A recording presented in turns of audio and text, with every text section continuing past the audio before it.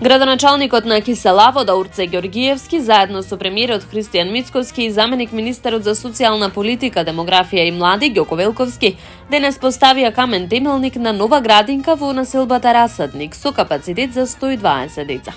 Со изградбата на оваа и завршувањето на објектот Верверичка и градинката во Постстаница, чија изградба е во процес, Киселавода целосно ги затвора листите за чекање за упис во градинка, а ќе може да прими и деца од другите општини, велат од општината.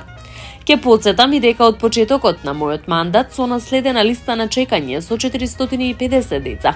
Во изминатите 3 години вложивме во отворање на 2 нови детски градинки и проширување на капацитетите и обновата на дури 7 други објекти.